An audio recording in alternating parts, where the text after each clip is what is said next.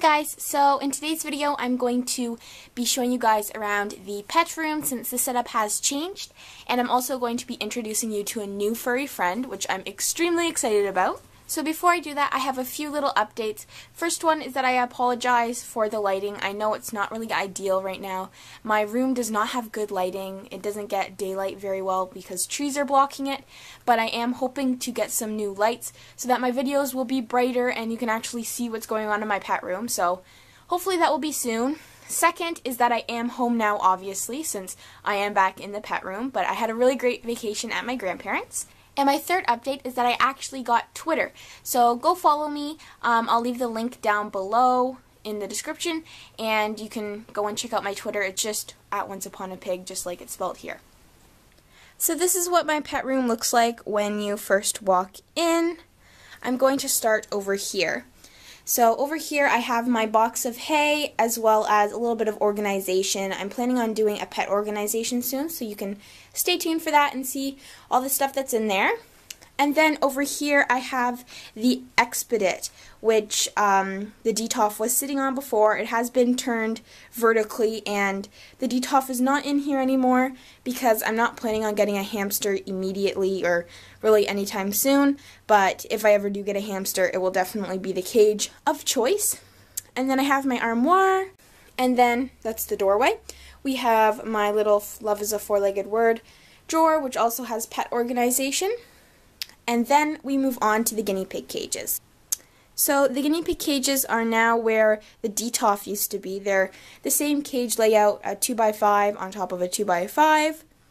We just have the girls in there. I'm also going to be doing guinea pig cage tours next week, so stay tuned for that. Let's go see Truffles. Look at how cute Truffles is. And then we also have another sleeping piggy, Charlotte. And down below, Cow is just eating hay and Pebbles is sleeping. And now we have the ultimate cutie right there, Mrs. Eddie Buns. So this is Eddie's cage. It's like a 2x4 grid cage. She's never really locked in it because she's like free range in my room, just like how Toffee was. So it's not like super large, but it doesn't really need to be because she's only in there when the guinea pigs are out. And then above there I have a majority of my large fleeces. I know I have a little bit of a fleece addiction, a little bit too many, but I have some in the wash and obviously some are in the cages as well. So now we'll get on to the exciting part, which this is a totally new section of my room. And as you can see, I have a 2x5 CNC cage right here. And I'll get to that later, but underneath we have a 2x3 hedgehog cage. So that's what Hercules' cage is looking like. We just have like a grid covering so Eddie doesn't jump in there, but that's just kind of what it looks like. And we have a 2x2 section just for organization. And in this 2x5 we actually have another guinea pig along with Felix. So this is the new piggy. You just see his bum right now. But this is Coco. I'm not really sure what his full name's going to be yet. I have a few favorites like Coco Puff and Coco Bean. So I'm not really sure what I'm going to name him, but he was named Coco before. That was his old home's name for him, so I'm just deciding to keep it that way. Okay, so I just brought Coco out for, don't escape, for the sake of this video, just so you can kind of see him better. This is his first time actually on lap time, so we'll see how he works out, but he is a male, obviously, since he's living with Felix. He is about 1 year old. I already talked to you guys about his name. He was called Coco, and I think I'm going to keep him named Coco. It just kind of suits him. And his breed is alpaca or boucle, which is basically like a curly Peruvian. They kind of look like a Texel, except they have the Peruvian trait of their hair going over their face.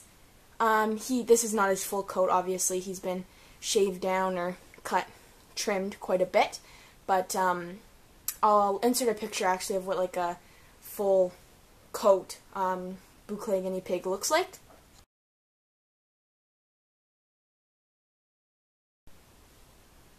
So I'm going to keep his story short. He doesn't really have a sad story at all.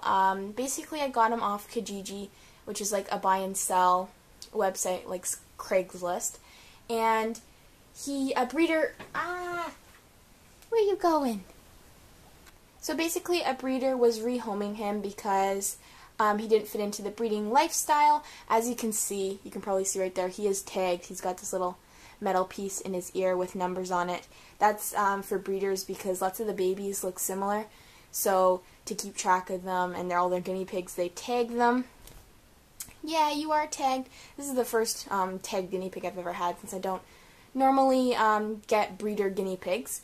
But yeah, he was being rehomed to a house that had males. The ad said he was quite submissive, so he would do well with older males as well. He currently lived with 2 other boars, and that was kind of his story.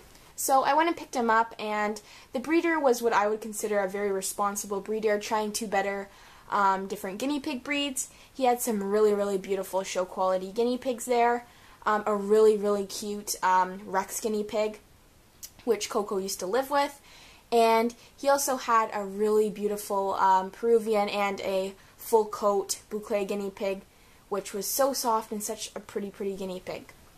So basically the breeder told me that someone had either traded or given this guinea pig to him, another breeder, because he wouldn't breed with the females. So this breeder tried him out and tried to breed him, but he wouldn't breed again, so he was being rehomed into a pet home.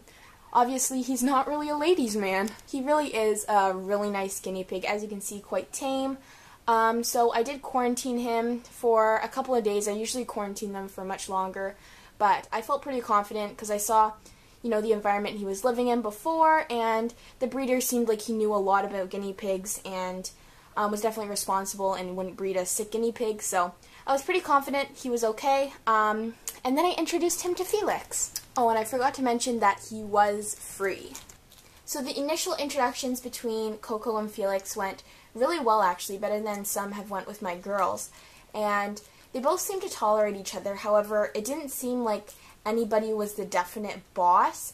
They both seemed to kind of be like picking at each other and squabbling a bit, but I couldn't really tell like who was going to be the dominant pig and who was going to be the submissive pig. Okay, so now it is about a week later from when the previous clips were filmed.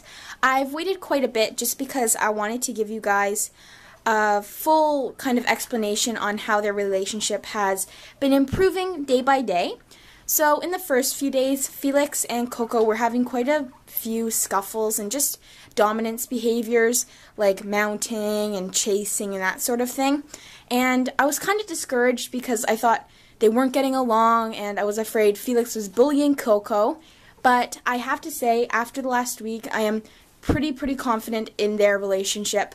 It has been improving day by day. They hardly have any scuffles anymore, and I've just noticed positive changes in both of the guinea pigs. So as you can probably tell, their cage has just been changed, and now they only have 1 hay bag instead of the 2 hay bags. Before, when they were in their first few days, I gave them 2 of everything because that's extremely important to make sure everybody's getting food, hay, water, shelter, that sort of thing. But I was able now to just have 1 hay bag because they can share pretty well.